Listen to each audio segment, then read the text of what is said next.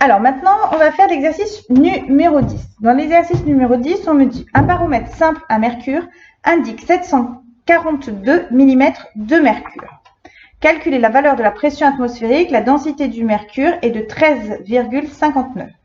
Exprimez pression atmosphérique, puis calculez pression atmosphérique en pascal, hectopascal, bar, millibar et millimètre de mercure. Donc, ici, j'ai mon baromètre à mercure. Donc, mon baromètre mercure, j'ai donc du mercure. Je place un tube à essai, un genre de tube à essai, dont l'extrémité est remplie de vide. Je vais avoir le point B qui est la pression ici au niveau du vide, au niveau de la limite vide-mercure, et la pression A qui correspond à la pression atmosphérique. Donc, la pression en A, c'est effectivement la pression atmosphérique. Alors, il n'y a pas de H. La pression atmosphérique. Je vais encore une fois utiliser l'équation fondamentale de la statique. Cette équation fondamentale de la statique, P plus ρ G Z égale constante, appliquée donc à un fluide incompressible. Je vais déterminer la pression en A. PA plus ρ G Z A égale, toujours pareil, PB plus ρ G Z B. Je détermine la pression A. La pression en A, c'est la pression en B plus ρ G ZB moins ZA. ZB moins ZA, je le connais, je l'ai déterminé. ZB moins ZA, c'est donc la valeur ici de la hauteur petit h. PB, ça vaut quoi? Ça vaut 0. Pourquoi? Parce que la pression en B correspond à la pression du vide. Donc, ça va me donner l'équation ρ G H. Rho GH, rho, alors il faudrait que je le détermine. Il faut que je le détermine. On me donne non pas la masse volumique, mais la densité. La densité, c'est rho mercure sur rho de l'eau. Et on me dit que ça vaut 13,59.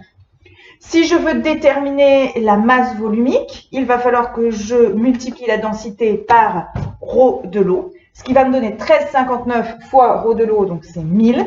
Ça va me faire 13 590 kg par mètre cube.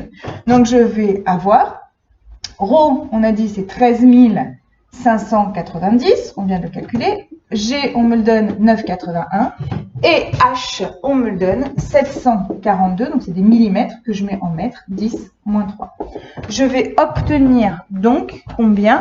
La valeur de la pression atmosphérique en pascal, 98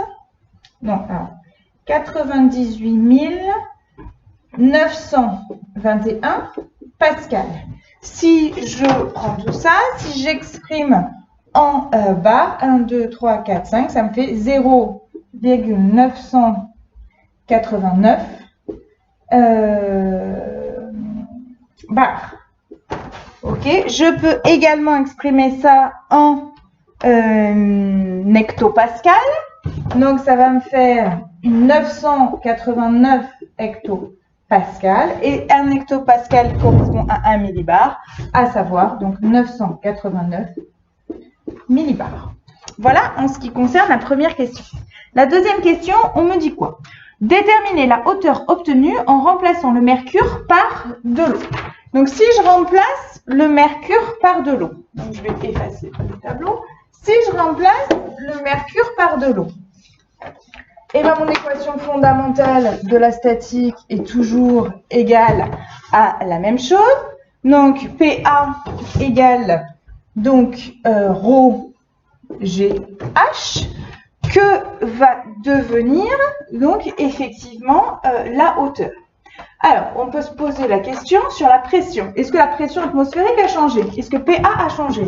Non, PA reste constante. Et cette pression ici, elle est toujours égale, donc on a dit, à 98 921 pascal. Donc cette équation, ce résultat est toujours identique. Donc, la pression atmosphérique n'a pas changé. Je vais pouvoir calculer la hauteur H. La hauteur H, eh ben, je vais pouvoir me dire que c'est PA plus ρ sur ρg, pardon, ce qui va me donner 10,1 mètres. Donc on voit bien que si on utilisait un baromètre en mettant au lieu du mercure, si on mettait de l'eau, eh ben, il me faudrait des tubes en U excessivement hauts pour pouvoir mesurer cette pression qui serait la pression atmosphérique. D'où l'utilité du mercure qui a une masse volumique très importante pour pouvoir créer un baromètre. Voilà en ce qui concerne l'exercice numéro 10.